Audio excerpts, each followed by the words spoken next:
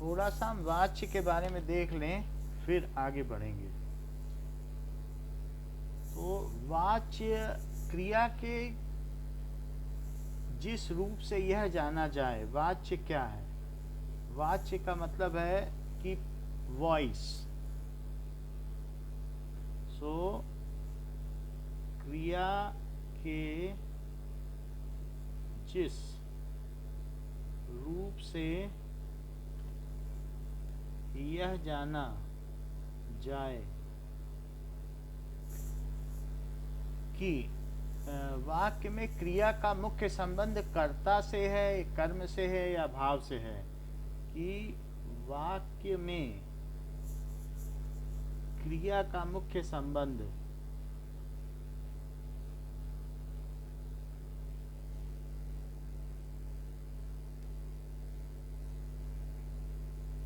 कर्ता से है, कर्म से है या भाव से है।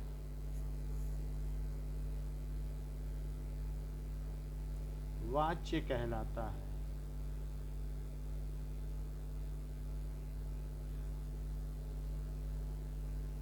वाचिक का मतलब होता है बोलना। वैसे वाचिक का मतलब है कि किसी चीज को हम बोलते हैं तो वाचिक कहते हैं। वाचिक, हाँ वाचिक। मानसिक का मतलब है मन से, और मन में बुदबुदाना यानी उपांशु, है ना। चार तरीके के होते हैं कि नहीं? उपांशु, वासिक, मानसिक और अजपा, चार तरीके के जाप भी होते हैं इसी तरीके से। तो अब हम देखते हैं कि वाच्य के भेद क्या हैं।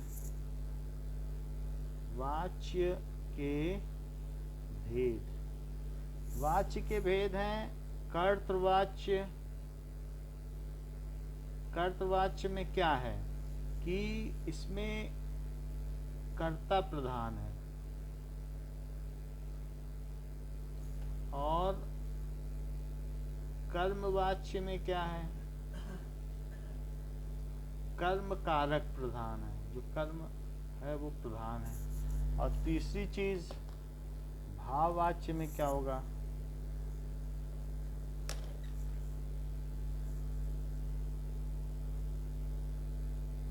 भाव प्रधान है।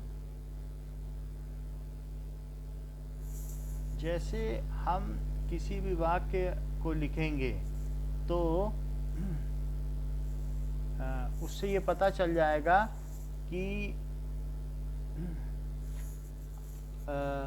मोहन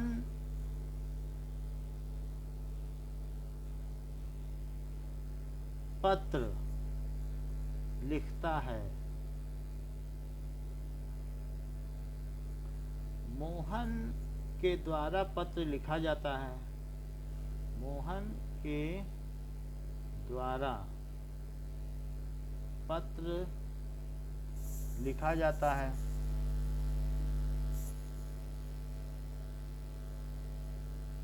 और मोहन से पत्र लिखा जाता है, एक ही बात है, सिर्फ कहने का तरीका अलग है। मोहन से पत्र लिखा जाता है। तो अब इन तीनों में यहां पर मोहन पत्र लिखता है, कर्ता प्रधान है, और इस वजह से यहां कर्म प्रधान है, क्योंकि मोहन द्वारा है पत्र लिखा जाता है। मोहन के द्वारा, माध्यम कोई भी हो, बस पत्र लिखा जाता है, तो पत्र का लिखा जाना यहाँ प्रमुख है। तो यहाँ पर बताया गया है कि कर्म प्रधान है। और तीसरी चीज, मोहन से पत्र लिखा जाता है, यहाँ कौन प्रधान है? यहाँ पर लिखा प्रधान है। यहाँ पत्र प्रधान है, यहाँ मोहन प्रधान है, तो यहाँ भाव प्रधान है। और इस वजह से ये कर्तवाच्य है। और ये हो गया कर्मवाच्य, और ये हो गया भाववाच्य। जैसे एक वाक्य दिया जाए आपसे कि लड़कियां बाजार जाती हैं, तो लड़कियां बाजार जाती हैं, अनीशा बाजार जाती हैं, इसको आप कर्मवाच्य में बदलो। लड़कियां बाजार जाती हैं, अभी ये कर्तवाच्य है, तो इसमें लड़कियां प्रधान हो गई। अनीशा इसको आप कर्मवाच्य में बदलिए।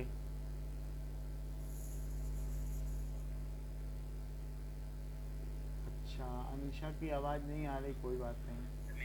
हाँ श्रेयान बताओ। लड़कियों के द्वारा बाजार जाया जाता है।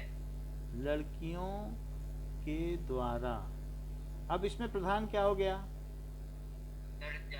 बाजार जाया जाता है। बाजार प्रधान हो गया, कर्म प्रधान हो गया। जाया जाता है, तो ये कर्मवाच्य हो गया। अब इसी को आप श्रेयान भाववाच्य में बदलिए।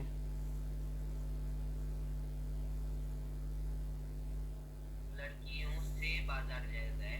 हाँ, लड़कियों से बाजार जाया जाता है, यहाँ क्या प्रधान है? भाव। हाँ, जाया प्रधान, जाना कि कैसे जाया जाता है, कोई करो जरा कैसे किया जाता है, तो जाया जाता है, कैसे नाचा जाता है जरा, तो नाचा प्रधान हुआ कि नहीं? सो भाव प्रधान। तो इस तरीके से यहाँ पर ये चीज हो गया। तो ऐसे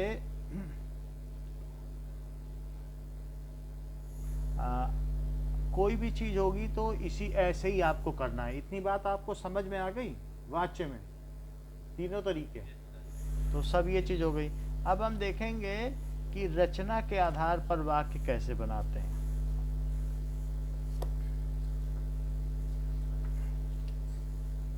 तो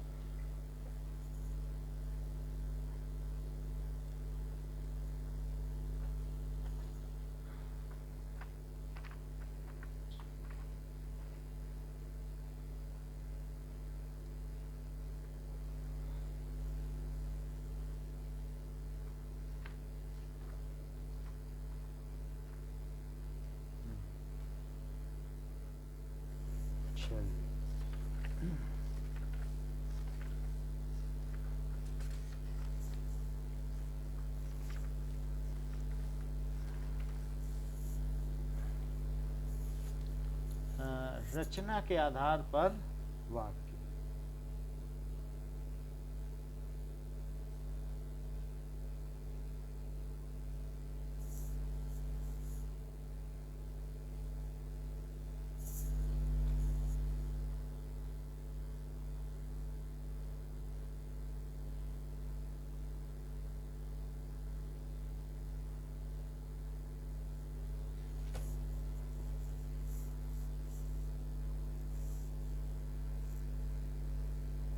रचना के आधार पर वाक्य।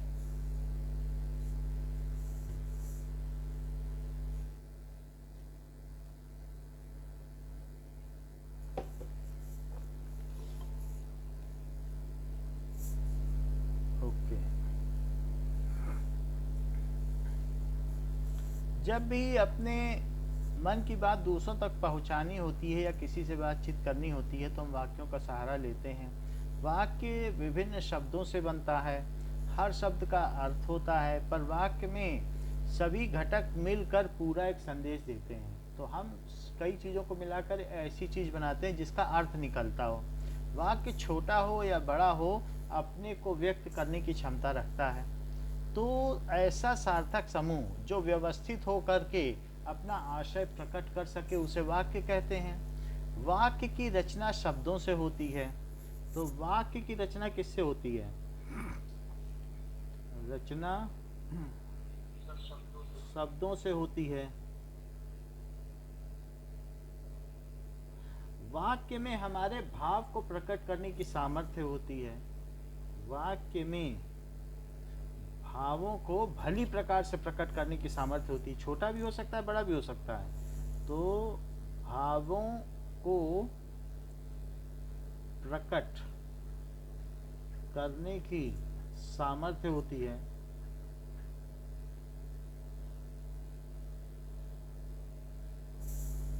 और वाक्य अपने में पूर्ण और स्वतंत्र होता है। वाक्य अपने में पूर्ण, ऐसा ना हो कि ये लगे कि नहीं अभी कुछ और आगे बोला जाना है। अगर वाक्य पूर्ण है, पूरा हो गया है वाक्य, तो फिर आगे सोच, पहले अब बात का बताने की जरूरत नहीं है। पूर्ण और स्वतंत्र होता है तभी वाक्य कहलाएगा। तो वाक्य के दो अंग होते हैं, जैसे सब्जेक्ट और प्रेडिकेट होता है, तो यहाँ पर भी वाक्य के अंग होते हैं। वाक्य के दो अंग हैं। तो एक होता है, दो अंग भी हैं, या उसे खंड भी कहा जा सकता है कि दो खंड हैं। कौन कौन से खंड हैं? कर्ता और क्रिया, जैसे सब्जेक्ट एंड प्रेडिकेट। कर्ता, सब्जेक्ट एंड क्रिया। तो क्रिया भी हो सकता है, या वाक्य का विस्तार, उसे विधेय भी कह सकते हैं। विधेय का मतलब उद्देश्य, तो उसको प्रेडिकेट भी कह सकते हैं कि कर्ता कुछ ना कुछ कहना चाहता है, या कुछ कर रहा है, या कुछ दिखाना चाहता है, तो उसका विधेय है। कर्ता क्या है? तो जिस वस्तु के बारे में कहा जाए, जिस वस्तु के बारे में या व्यक्ति के बारे में वर्णन किया जाए,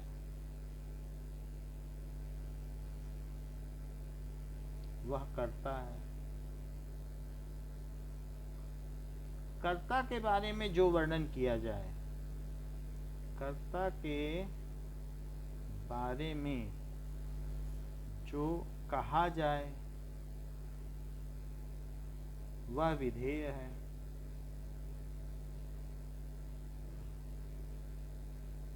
तो विधेय और कर्ता की बात हो गई। अब जैसे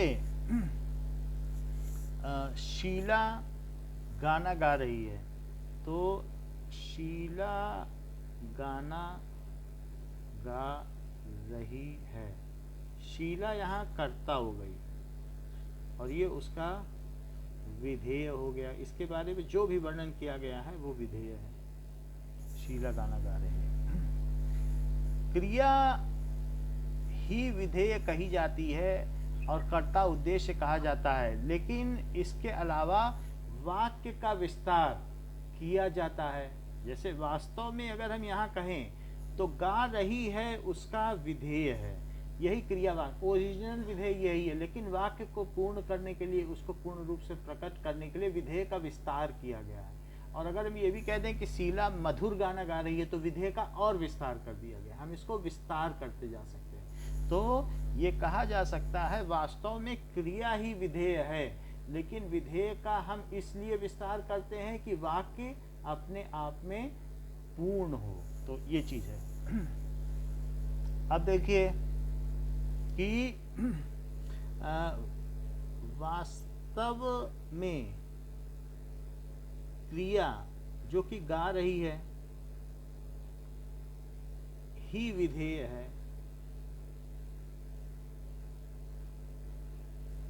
परंतु वाक्य को पूर्ण करने की दृष्टि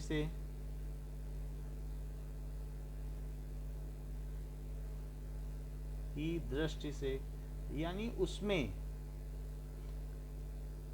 कर्म कारक जोड़ दिया जाता है। कर्म कारक है गाने को गा रही है, कारक और भाव वाचक भी जोड़ दिया जा सकता है। तो भाववाचक मधुर गाना गा रही है, तो ऐसा जोड़ दिया जाता है। तो इसे क्या कहते हैं? इसे क्रिया का विस्तारक कहते हैं। इसे क्रिया या विधेय का विस्तारक कहते हैं।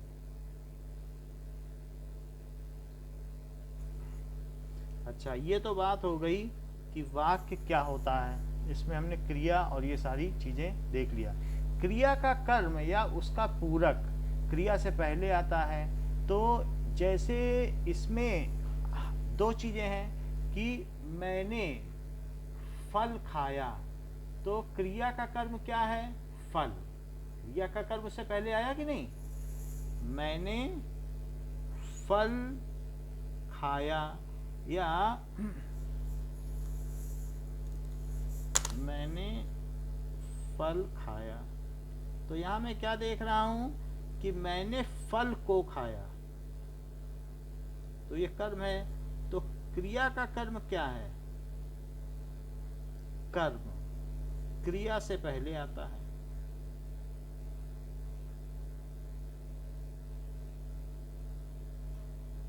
जबकि इंग्लिश में बाद में आ जाता है आई eight Apple.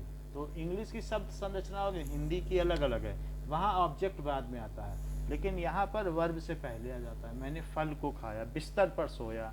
So I slept on the bed, वहाँ पर सब्जेक्ट के तुरंत बाद वर्ब आएगा या हेल्पिंग वर्ब, फिर बाद में ऑब्जेक्ट आएगा। यहाँ पर ऐसा नहीं होता है हिंदी में, हिंदी में पहले आएगा। तो यहाँ मैं बिस्तर पर सोया और वहाँ पर क्या है?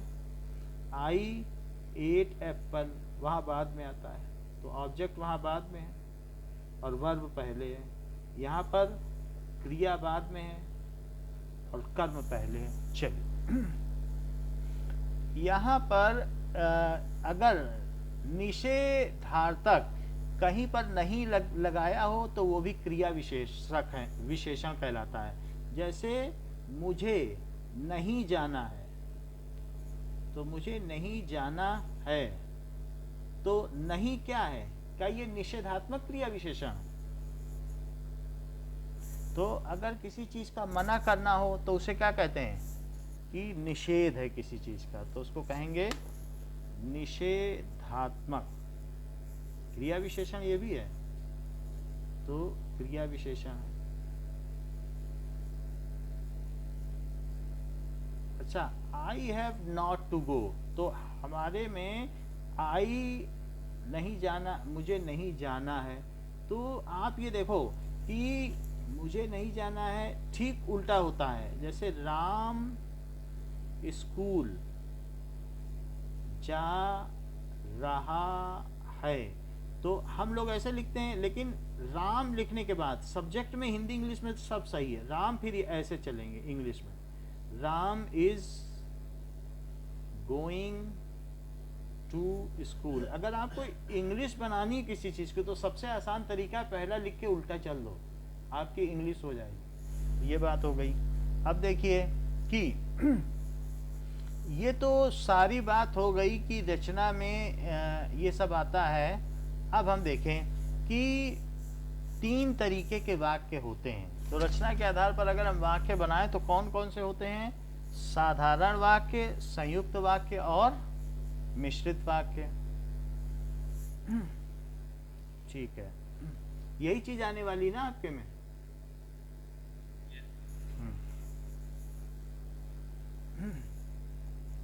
तो वाक्य के प्रकार कितने हैं? वाक्य के प्रकार, साधारण वाक्य,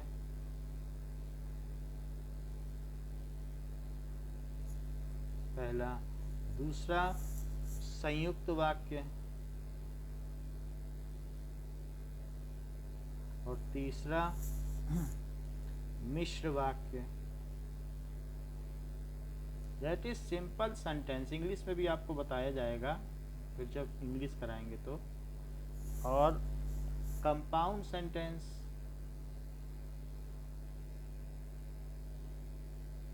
एंड कॉम्प्लेक्स सेंटेंस।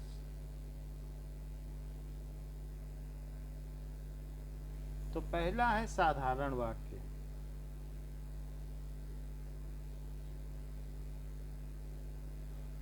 साधारण वाक्य क्या होता है कि जिस वाक्य में एक मुख्य क्रिया हो, जिस वाक्य में एक मुख्य क्रिया हो।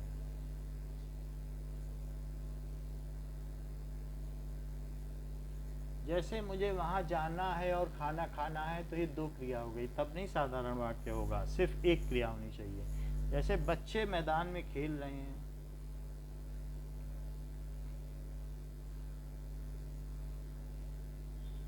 खेल रहे हैं, तो ये मुख्य क्रिया सिर्फ एक है। तो इस चीज को हम क्या कहेंगे? साधारण वाक्य कहेंगे। अब देखिए,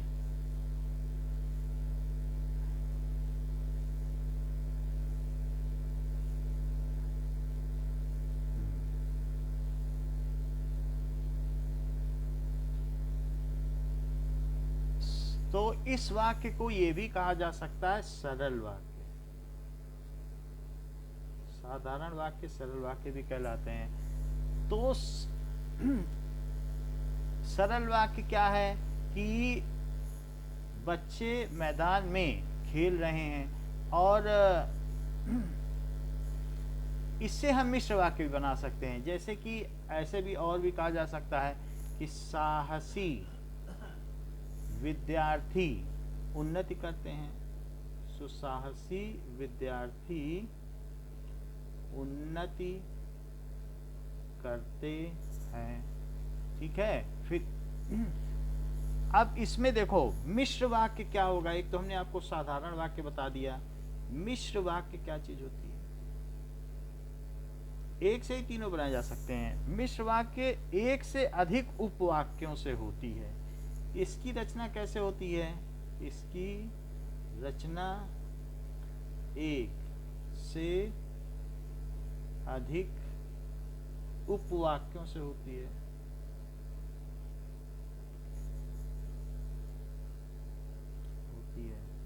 फिर देखिए, जो विद्यार्थी उन्नति करते हैं वे साहसी होते हैं। दो उपवाक्य हो गए।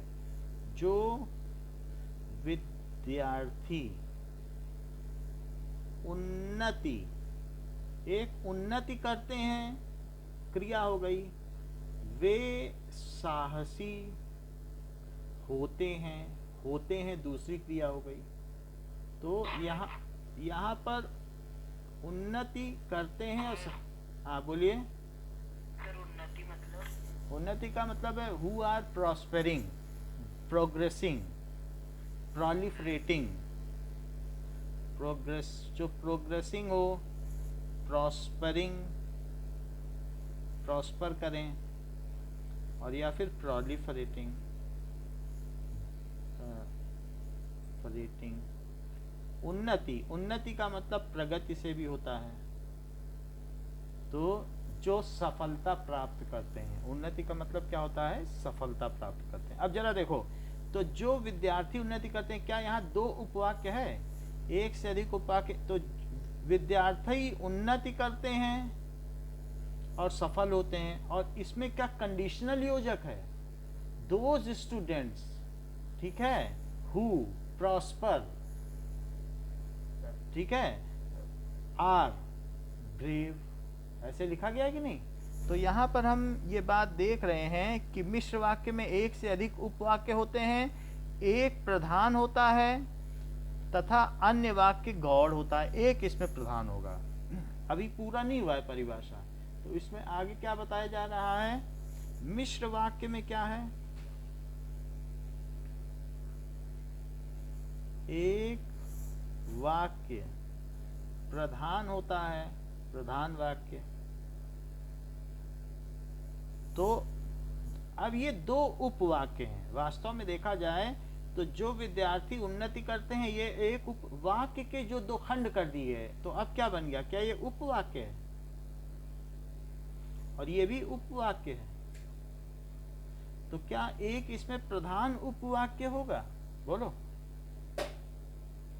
एक प्रधान उपवाक्य होगा, तथा दूसरा कैसा होगा? दूसरा गौड़ होगा, subordinate. One is main and other is subordinate. दूसरा गौड़ उपवाक्य होगा। तो उपवाक्य होगा। प्रधान का मतलब होता है मेन, और ये गौड़ का मतलब है कि सबऑर्डिनेट। गौड़ का मतलब है आश्रित, डिपेंडेंट, डिपेंडेंट, ऐसा होगा। जरा देखें तो इस बात को कि कुछ ऐसी चीजें हैं कि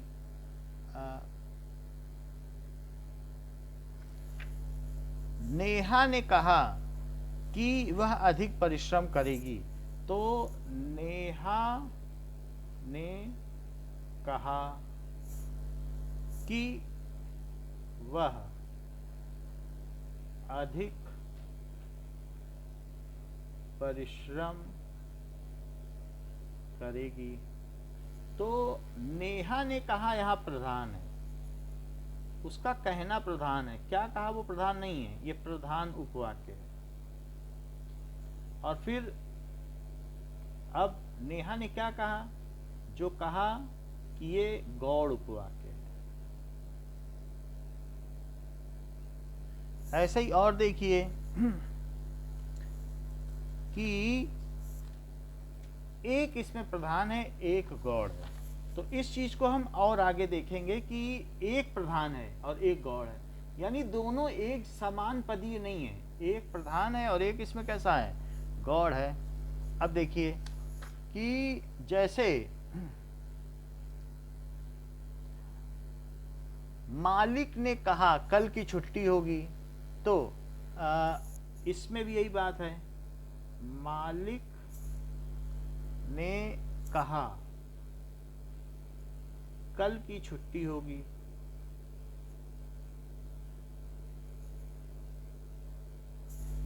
तो मालिक ने कहा, कभी कभी की हटा भी दिया जाता है, कभी लगा भी दिया जाएगा। तो मालिक ने कहा प्रधान उपवाक्य है, प्रधान उपवाक्य है। फिर कुछ कहा होगा, क्या कहा, मालिक का कहना प्रधान है, ये गौड़ उपवाक्य है। जैसे और आप देख लें कि हिरण ही एक ऐसा वन्य पशु है, तो हम यहाँ हिरण के बारे में बात कर रहे हैं। तो हिरण ही एक ऐसा वन्य पशु है जो कुलाचें भरता है, उछल उछल कर चलता है, कुलाचें भरता है, एक डग में काफी उछल के आगे निकल जाता है। तो यहाँ पर ये प्रधान उपवाक्य है, क्योंकि हिरण के बारे में कहा जा रहा है। सो प्रधान उपवाक्य, फिर उसकी कोई ना कोई प्रॉपर्टी दी होगी, तो वो ऐसा करता है। ये जो है गौड़ है, ये आश्रित उपवाक्य है, तो गौड़ उपवाक्य। अच्छा, इस चीज को थोड़ा सा भी हम छोड़ते हैं और क्लियर करेंगे अभी, जब हम एक बार संयुक्त वाक्य समझ लें, फिर हम तीनों को एक साथ एक ही से बनाएंगे तो पता चल जाएगा। संयुक्त वाक्य देखिए,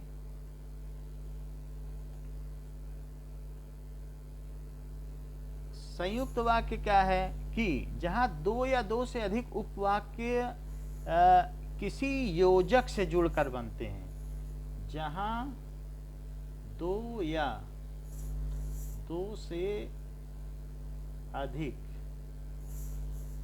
उपवाक्य किसी योजक से जुड़कर बनते हैं,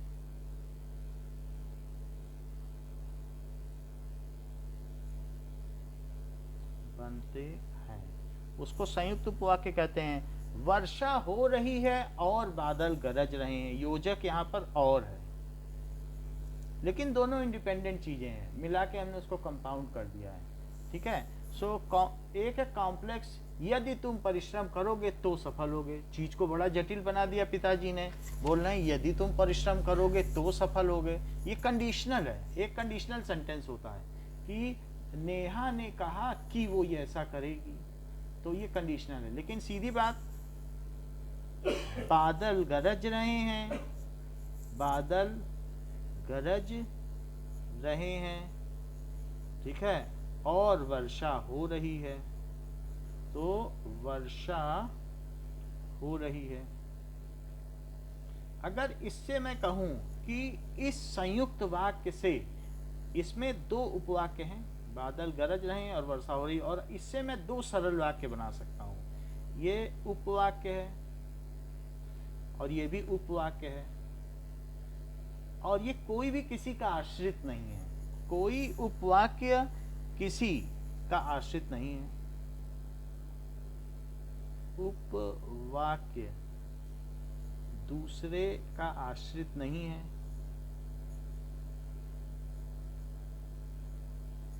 तो आश्रित नहीं है। और योजक क्या है? जो दोनों को जोड़ रहा है। और का प्रयोग हुआ है, और का प्रयोग हुआ है।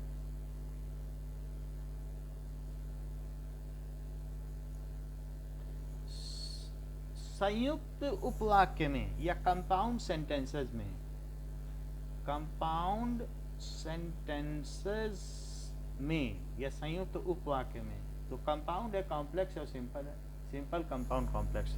अब ये देखो, और का प्रयोग होता है। इसके अलावा किंतु का प्रयोग होता है।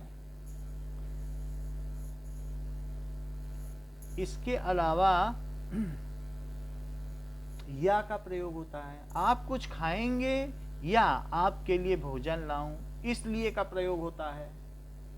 इसलिए मैंने मेहनत नहीं की थी, इसलिए मैं परीक्षा में फेल हो गया। चाहे तो अलग अलग भी कर सकते हो। तो ये दो सिंपल सेंटेंस बनाया जा सकता है। क्योंकि भी होता है, ये सब योजक हैं इसके। क्योंकि भी हो सकता है। तो अब हम जरा देखें कि कुछ और, जब अगर हम आपसे कहें कि इससे सिंपल सेंटेंस बनाओ तो कैसे बनाओगे? सरल वाक्य। तो बादल गरज रहे हैं, वर्षा हो रही है, योजक और का प्रयोग हुआ है।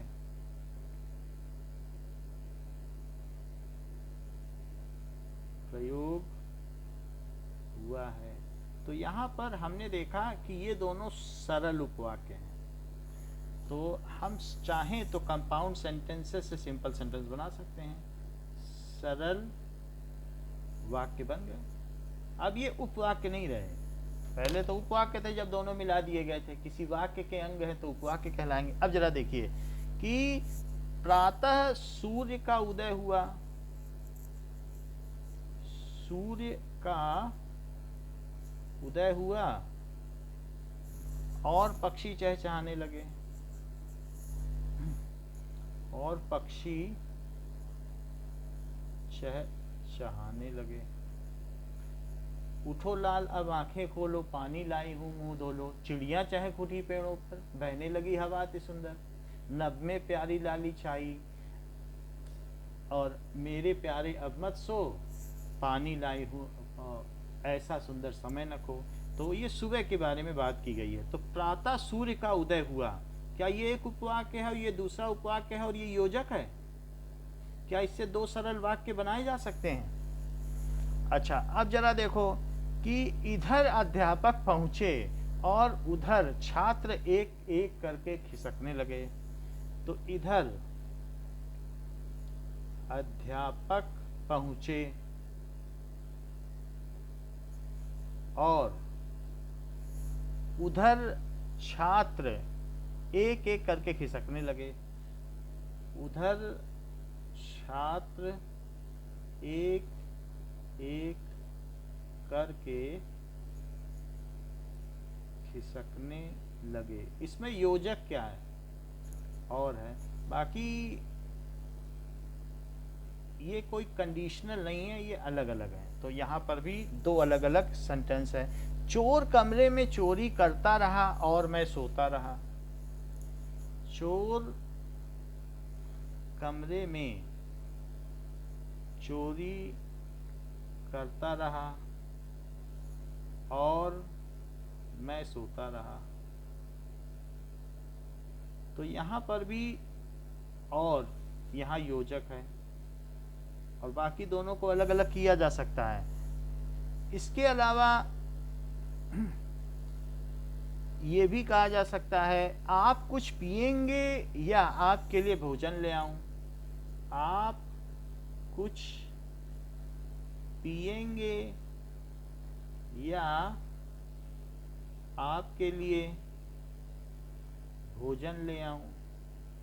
भोजन ले आऊं। तो यहाँ पर भी देखें तो या एक योजक है, या से भी हो सकता है। तो या योजक का प्रयोग हुआ है। हमने सुबह से शाम तक बाजार की खाक छानी।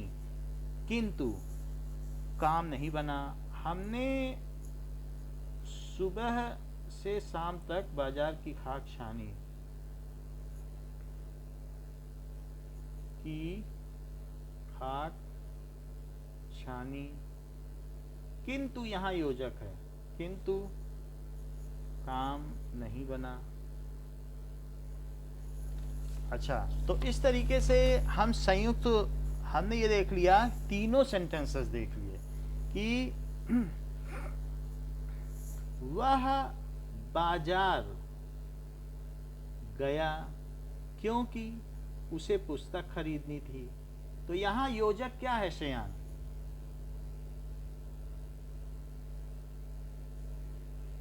सर क्योंकि।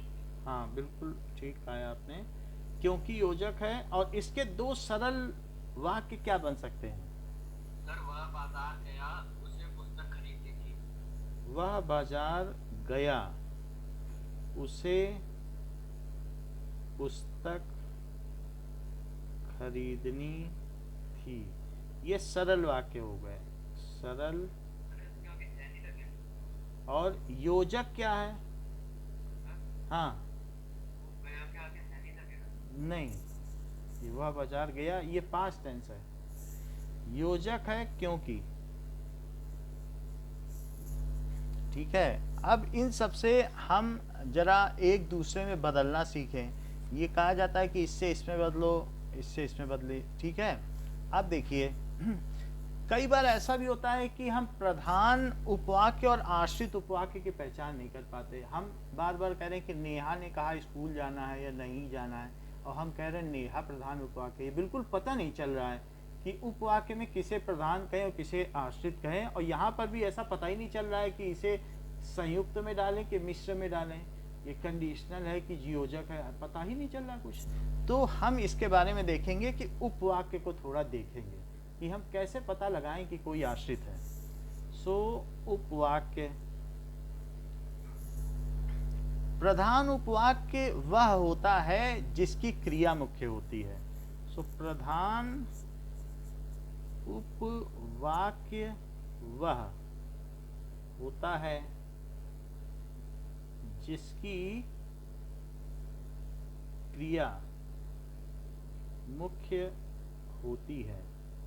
तो जिसकी क्रिया मुख्य होगी वह प्रधान उपवाक्य होगा। मालिक ने कहा कि कल की छुट्टी रहेगी।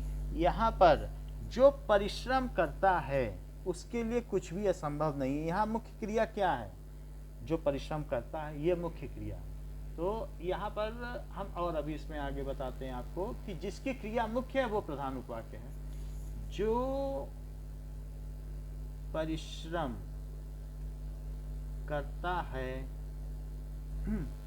ठीक है, उसके लिए कुछ भी असंभव नहीं है। उसके लिए कुछ भी असंभव नहीं है।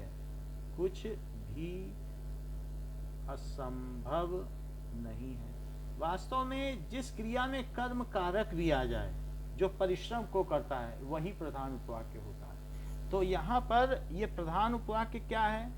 ये तो हम जानते हैं कि ये कर्म कारक संज्ञा है, परिश्रम को करता है। और ये जो पूरा हो गया, क्या ये प्रधान उपवाक्य हो गया? उपवाक्य हो गया। अब और आगे देखें, प्रधान उपवाक्य के बारे में हो गया। आश्रित उपवाक्यों का आरंभ की जो जिसे से होता है। एक और पहचान है, आश्रित उपवाक्यों का आरंभ, ठीक है, कि जो जिसे यदि क्योंकि से होता है।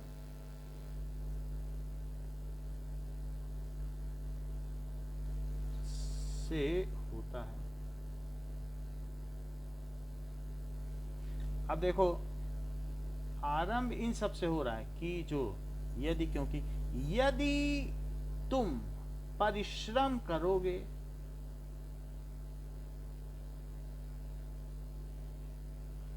तो अवश्य सफल होगे।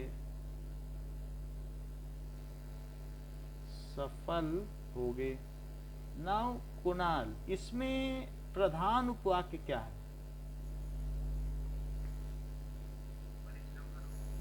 ये बात सही है, क्योंकि यदि से आरंभ हुआ है, इसीलिए इन्होंने कहा आश्रित उपवाक्य है। बहुत मतलब हर चीजों को ये प्रॉपरली समझ रहे हैं, इसी से पता चल गया कि यदि से शुरू हुआ ना, तभी तो इन्होंने बोल दिया कि यही आश्रित उपवाक्य है। यहाँ से ऊपर पढ़ा और तुरंत उसको यहाँ पर अप्लाई किया, तो ये अप्लाइंग स्किल्स हैं। तो इन्होंने कह दिया ये आश्रित उपवाक्य है। और तो यहाँ नहीं आया, तुम देखा रहे यहाँ तो नहीं आ रहा है, तो अवश्य सफल हो गए। यहाँ क्या हो गया? प्रधान उपवाक्य। तो यहाँ पर यदि से हो, जो कंडीशनल हो। जैसे और चीजें देखें कि यहाँ हिरण ही एक ऐसा वन्य पशु है जो कुलाचे भरता है, तो हिरण ही एक ऐसा पशु है तो जो कुलाचे भरता है। कुणाल, इसमें क्या होगा? आश्रित उपवाक्य। कुलाचे मतलब? कुलाचे का मतलब एक बार उछले तो कई फरलांग आगे जाके गिरे, उछल के। दो पैरों पे उछल के जाए, उसे कुलाचे भरना कहते हैं।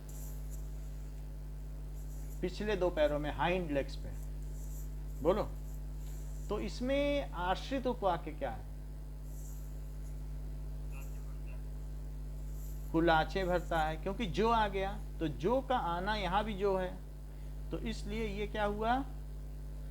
आश्रित उपवाक्य है। तो एक ये भी है कि जो से, किसे से, और यदि है तो यदि से इन्होंने यहां पहचान लिया था। अब जरा देखिए, मालिक ने कहा कि कल की छुट्टी रहेगी, तो अस्मित, मालिक ने कहा कि कल की छुट्टी रहेगी, तो इसमें ये मुझे बताइए कि आश्रित उपवाक्य क्या है? कल की छुट्टी रहेगी, की के बाद जितना है, तो ये क्या हो गया? आश्रित उपवाक्य है। आश्रित उपवाक्य कैसे आपने पहचाना? की से पहचाना। अब देखिए कि यह वही भारत है जिसे कभी सोने की चिड़िया कहा जाता था। यह वही भारत है जिसे, हाँ, जिसे कभी सोने की चिड़िया कहा जाता था। यश बताइए, आश्रित उपवाक्य इसमें कौन सा है?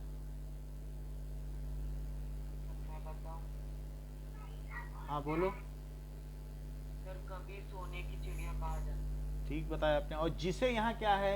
ये एक तरीके का कंडीशनल जो है, कंजंक्शन है। ये कंजंक्शन है, यहाँ जोड़ने के लिए काम में आया है। और ये चीज है आश्रित उपवाक्य। तो अगर ये चीज आपके ये याद, जिसे है, तो ये चीजें याद रखिए, तो आपको पता रहेगा। अब देखो कि ये तो बात हो गई। तो मोहन परिश्रम करता तो अवश्य सफल होता। देखो, मोहन परिश्रम करता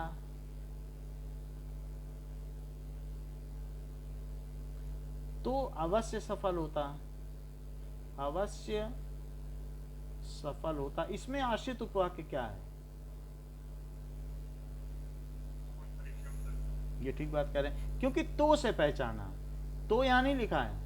जो, तो, ये सब चीज अगर होती तो भी होना चाहिए, तो अवश्य सफल होता। तो ये चीज अवश्य सफल होता, ये क्या है? ये आश्रित उपवाक्य है। अब जरा ये बताओ, तो इसको सरल वाक्य में कैसे बनाएंगे? सरल वाक्य में बनाइए सृजन।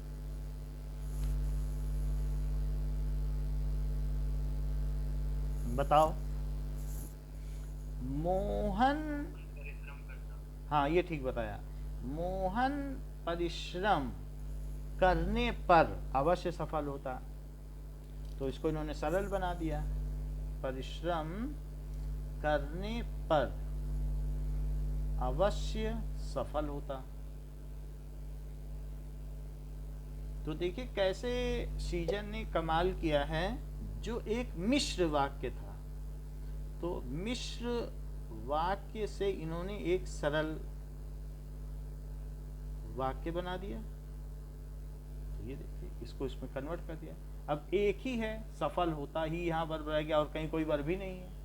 ठीक है, परिश्रम करने पर उसे अधिकरण कारक संज्ञा बना डाली और चीज उसमें ये चीज हो गई। अब जरा देखो कि ऐसे ही हम देखेंगे कि वाक्य का रूपांतरण कैसे किया जाए। तो साधारण वाक्य से अब हम संयुक्त वाक्य बनाना सीखेंगे। साधारण वाक्य क्या होता है और संयुक्त वाक्य क्या होता है? संयुक्त वाक्य simple sentence and compound sentence. Simple sentence, इसमें दो क्रिया होती है, तो कंपाउंड सेंटेंस दो या दो से ज्यादा भी हो सकती है, तीन तीन भी जोड़े जाते हैं। तुम मेहनत करो और सफल हो और चॉकलेट पाओ, तीन क्रियाएं हो गई। अब जरा देखो, बालक रो रो कर चुप हो गया, तो इसे बदलना है। बालक रो रो कर चुप हो गया, रो रो कर चुप हो गया। ठीक है, सीजन आप मत बताइएगा, हाँ यश को बताने दीजिए।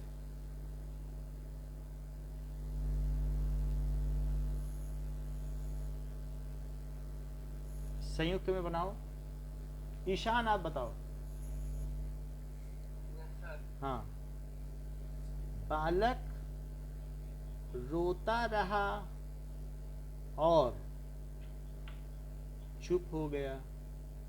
आप चाहें तो कर्ता का दूसरे सेंटेंस में लोप कर सकते हैं, क्योंकि फिर बालक रोता रहा और बालक चुप हो गया में भद्दा लगता है। जब एक ही कर्ता हो तो उसमें लोप हो जाता है, और फिर जब अलग अलग लिखोगे तो फिर इसमें बालक रोता रहा और बालक चुप हो गया, ऐसा ऐसा हो जाएगा। तो इसी तरीके से मुझसे मिल लेना, परंतु प्रतीक्षा करनी पड़ेगी। अच्छा देखो, सूर्योदय हुआ, एक ये देखो सूर्योदय हुआ, एक और ट्राई करो ईशान, ये कर लोगे। सूर्योदय हुआ और पक्षी बोलने लगे। नहीं नहीं ऐसे नहीं, जैसे ही और वैसे करोगे ना तो मिश्र वाक्य बन जाएगा। और मैं किसी से ट्राई करवाता हूँ। हाँ बोलो। ये ठीक है, सूर्योदय हुआ और पक्षी बोलने लगे, तो सूर्योदय होने पर अधिकरण में बदल दो ना, अधिकरण में पर सूर्योदय होने पर पक्षी बोलने लगे, बोलने लगे। अब देखो, वह फल खरीदने के लिए बाजार गया, इसका वहां बनाओ। हाँ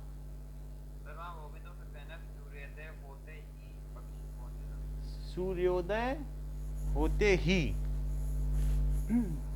का आप प्रयोग करना चाहते हो ना, जैसे मतलब किसी पे बल देने के लिए, तो बल देने के लिए भी हमने वो क्या बताया था आपको कि अगर किसी को बल देते हैं तो उस अवयव को क्या कहते हैं?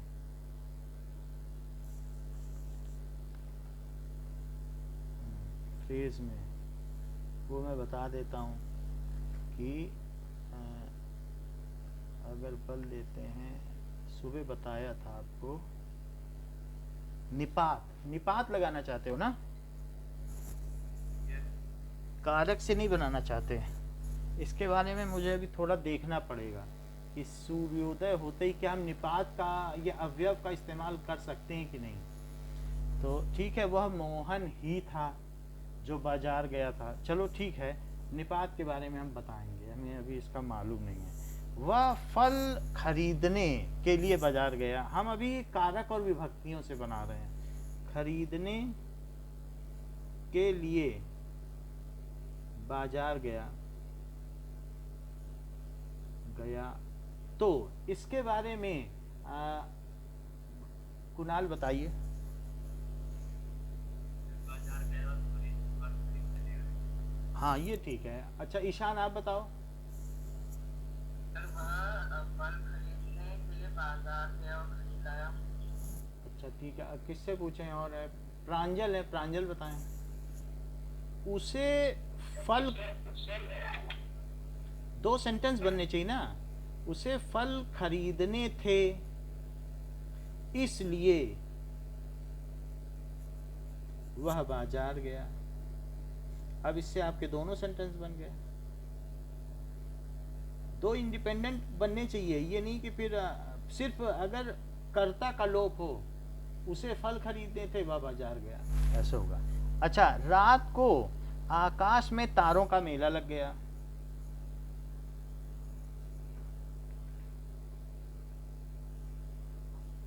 आकाश में तारों का, अमित आप हैं?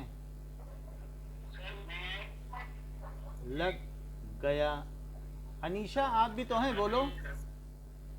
अनीशा ट्राई करो, आ जाए आपकी आवाज। अच्छा तो आयुष आप बताओ।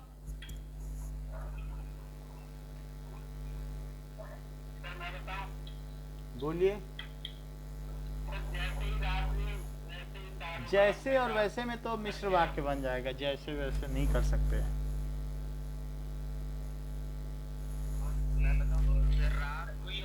हाँ ये ठीक है। रात हुई और तारों का मेला लग गया। ठीक है, इसी तरीके से मैं बोलो।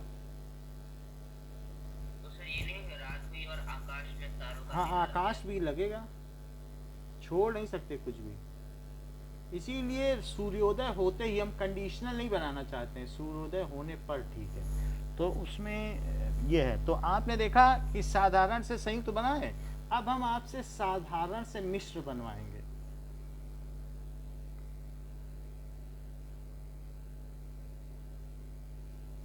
से मिश्र वाक्य बनाएं। अच्छा, मिश्र के योजक हमने आपको बता दिए थे कि मिश्र में जो होता है कुछ चीजों का योजक होता है। कि, जो, जिसे, कि, जो, जिसे, ये लगाने होते हैं। ठीक है, यदि, क्योंकि, यदि, क्यों, ये सब इसमें योजक लगेंगे तभी ये बन पाएगा। ठीक है। अच्छा, अब यहां पर जिसने भी आ सकता है। जिसने लिखा है, जिसने, ये सारे मिश्र वाक्य में लगते हैं। उसे, जिसने, इसलिए भी लिखा है। हाँ होगा, अगर लिखा है बुक, बुक की ही बात सही है। इसलिए और भी कुछ लिखा है तो बोलो, यही हेल्प करेंगे। तो ये सारी बातें हैं। तथापि लिखा, फिर यद्यपि लिखा है। ठीक है, तथापि भी होगा, यद्यपि, इसके अर्थ हम बता देंगे आपको जब भी आएगा। तो ये सारे लगेंगे। अब जरा देखो, धनी व्यक्ति हर चीज खरीद सकता है। धनी व्यक्ति हर चीज खरीद सकता है। अब इससे मिश्र वाक्य बनाओ। बताओ, कौन बता रहा? अस्मित बताओ। सर, जो धनी व्यक्ति है वह हर चीज खरीद। हाँ ये सही है, जो व्यक्ति धनी है। अगर इतना ही बताते हो तो आश्रित उपवाक्य भी बता दो। वह हर चीज, बताओ।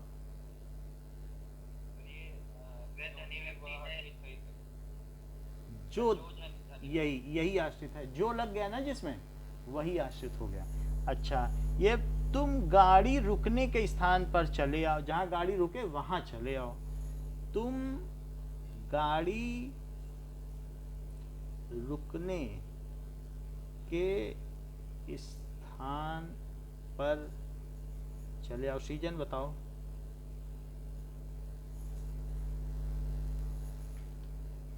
जहां भी होता है, वहां जहां,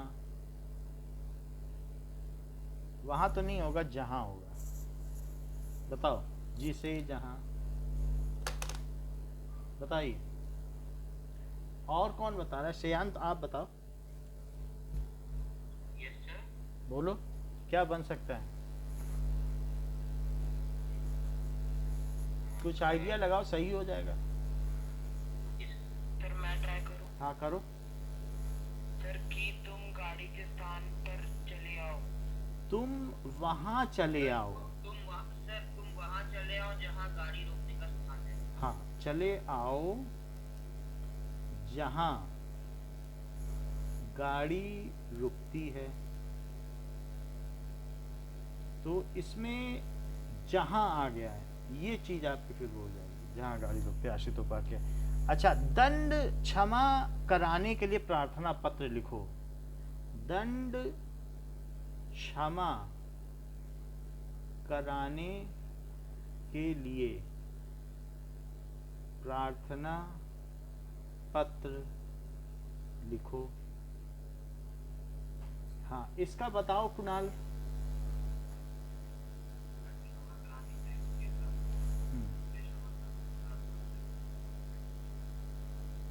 बोलो।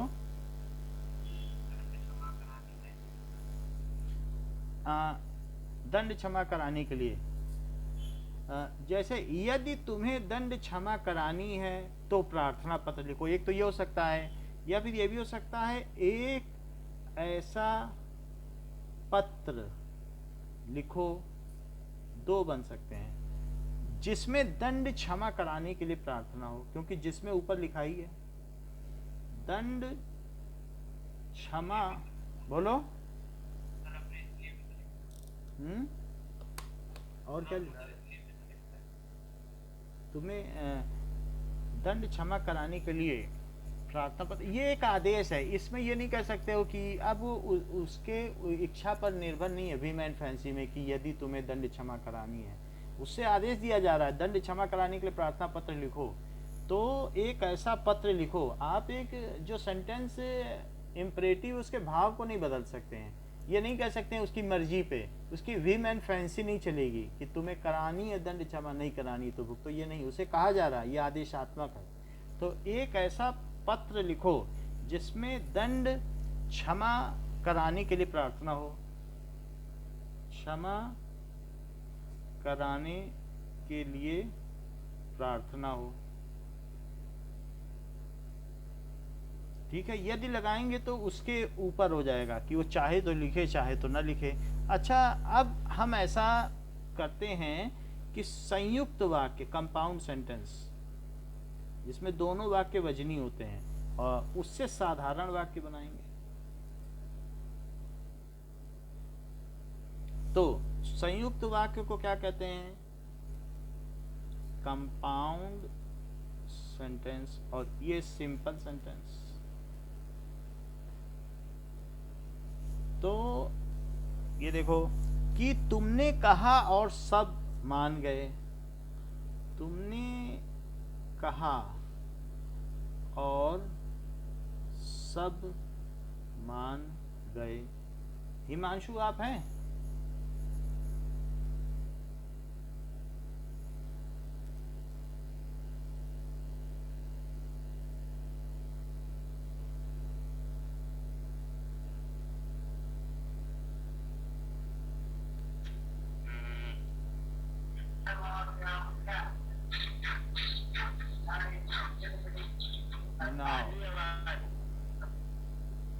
हाँ, तुमने कहा और सब मान गए। हिमांशु बेटा आप हो?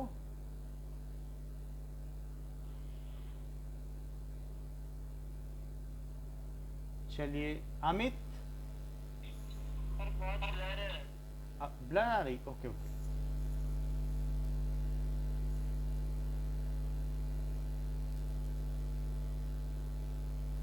एक मिनट रुको, हो सकता है ठीक हो जाए।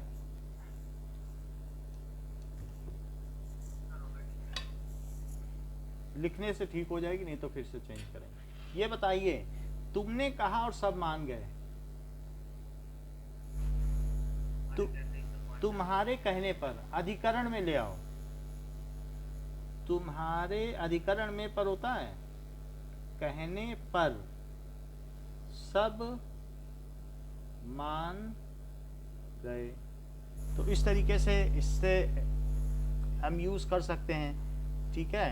तो ही का इस्तेमाल ना करके हम किस चीज का निपात नहीं यूज करेंगे, अधिकरण कारक किसी विभक्ति का कारक का यूज कर लेंगे। जैसे हम मजबूर थे इसलिए मान गए, हम मजबूर थे, दो अलग अलग सेंटेंस है, इसलिए मान गए।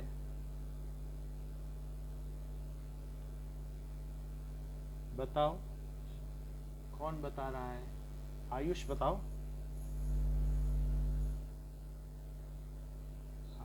हाँ आपने नहीं बताया अभी, कोई बताओ ये।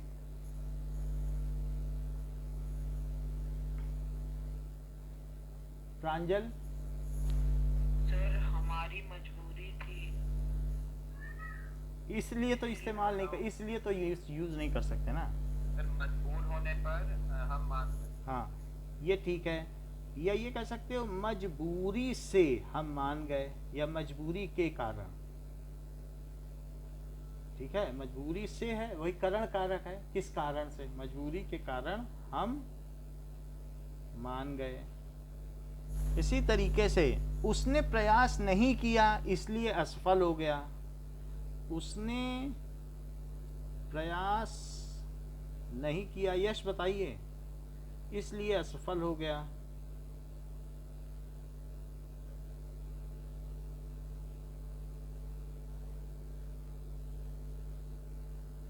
इसलिए का लोप करो अमीशन, कैसे करोगे?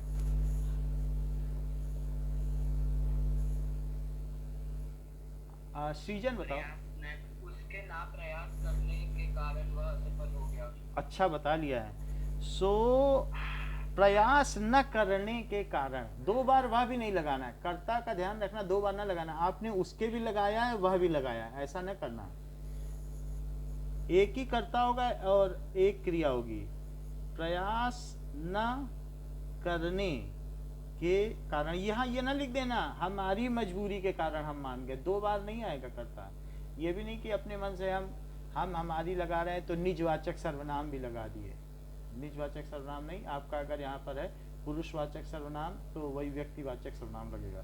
प्रयास न करने के कारण वह असफल हो गया, असफल हो गया। तुम सख्त आदेश दो और उस पर डटे रहो। तुम सख्त, कुणाल बताओ, तुम सख्त आदेश दो और उस पर डटे रहो।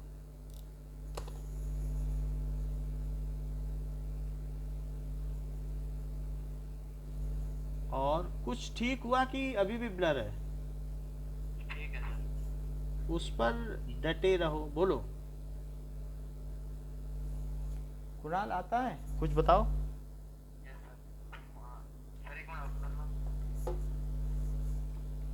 तुम सख्त आदेश दो और उस पर डटे रहो।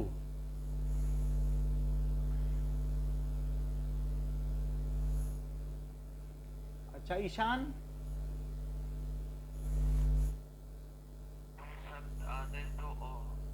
और तो नहीं लगा सकते ना, योजक कैसे इस्तेमाल कर सकते हो?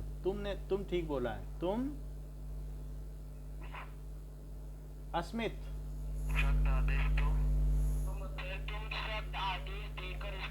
हाँ तुम सख्त आदेश देकर उस पर डटे रहो। तो ये चीज है, डटे रहो। गांधी जी अहिंसक थे और शांत थे।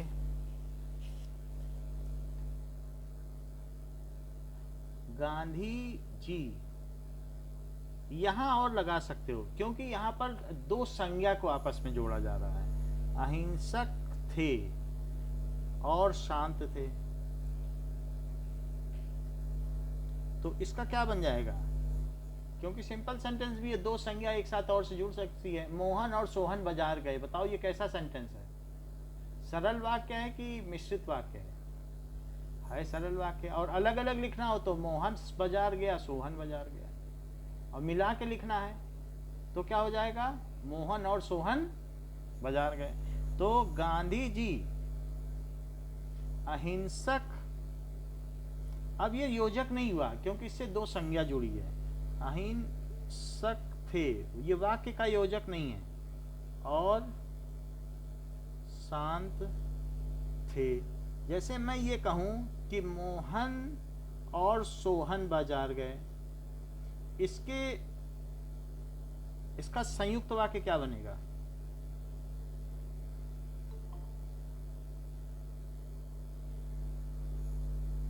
बताइए। मोहन बाजार गया और सोहन बाजार गया। हाँ, दो बार दो क्रिया लगानी पड़ेगी। मोहन बाजार गया और सोहन बाजार गया। तो इस तरीके से हमने दो क्रिया से संयुक्त और साधारण वाक्य कर लिए। देखिए, संयुक्त और मिश्रित का नहीं बनाया गया है, तो 3 वाक्य उसके और बना लें, फिर बात खत्म करते हैं। तो एक ये है संयुक्त वाक्य, it is transformation of kind of sentences. संयुक्त वाक्य और मिश्र वाक्य। तो वहां एक छोटा सा गांव स्थित था और उसके चारों ओर जंगल था। अच्छा, वहां ये देखो, वह 2 दिन गांव में रहा और सबका प्रिय हो गया। गांव में रहा, बिल्कुल इंडिपेंडेंट सेंटेंस है। और सबका प्रिय हो गया, और वह सबका प्रिय हो गया, दो अलग अलग हैं, हो गया। इसका मिश्र, वो गांव में 2 दिन रहकर सबका प्रिय हो गया। रहकर सबका प्रिय नहीं, मिश्र बनाना है। जो, जिसका, जैसे, क्योंकि वो लगाओ तब बनेगा मिश्र। 2 दिन गांव में रहा और वैसे ही सबका प्रिय हो गया। वैसे ही तो नहीं लगाना है ना, ऐसे नहीं लगाना है। वह लड़का जो वह जो 2 दिन गांव में रहा, वह लड़का तो नहीं लिखा है, वह जो 2 दिन गांव में रहा सबका प्रिय हो गया। जो 2 दिन, वह इसलिए लगाना है पहले क्योंकि सेंटेंस की शुरुआत वहां से करनी, वरना जो एक आश्रित उपवाक्य है। जो 2 दिन गांव में रहा, और यही आश्रित उपवाक्य है, सबका प्रिय हो गया। ऐसे भी बना सकते थे कि जो जो 2 दिन गांव में रहा, ऐसे ही बनेगा, वह पहले ही लगेगा। जो 2 दिन गांव में रहा वह सबका प्रिय हो गया, ऐसा भी बन सकता है, लेकिन उससे उतनी क्लैरिटी नहीं आ रही, इसीलिए वह पहले लगाया गया। अच्छा, मैंने बालक को रोते हुए देखा और उससे रोने का कारण पूछा। मैंने बालक को रोते हुए देखा, बिल्कुल इंडिपेंडेंट है। मैंने बालक को रोते हुए देखा और उससे, बालक से रोने का कारण पूछा और उससे रोने का कारण पूछा। तो इसका बनाइए, जब और तब से बनाइए। जब और तब से, या जब और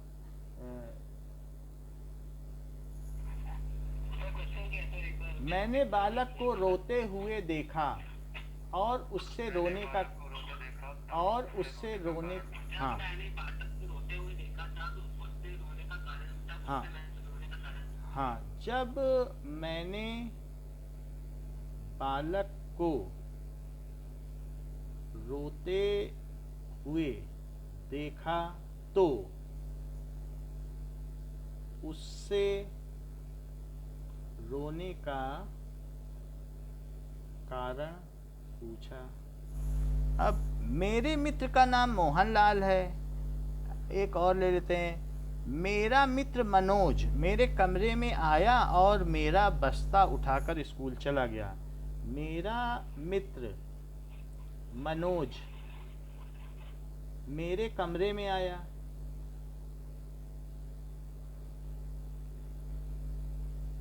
और मेरा बस्ता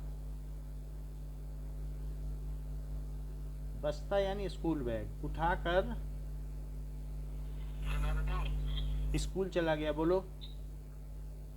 जैसे ही मेरा मित्र मनोज मेरे कमरे में आया, वैसे ही वो मेरा बस्ता उठाकर चला। जैसे ही यहाँ काल की बात नहीं है कि वो तुरंत चला गया, ऐसा नहीं पूछा जा रहा है।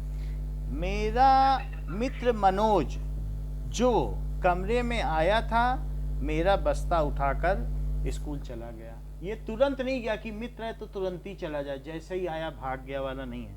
मेरे कमरे में आया तो यहाँ पर ऐसा होगा, मेरा मित्र मनोज जो मेरे कमरे में आया था, जो मेरे कमरे में आया था, मेरा बस्ता उठाकर स्कूल चला गया। अब फिर से देखो, मनोज जो मेरे कमरे में आया था, सिर्फ इतना ही है आश्रित उपाक्य, और शुरू का और बाद वाला प्रधान है। मेरा मित्र मनोज जो मेरे कमरे में आया था वह मेरा बस्ता उठाकर स्कूल चला गया। कमरे में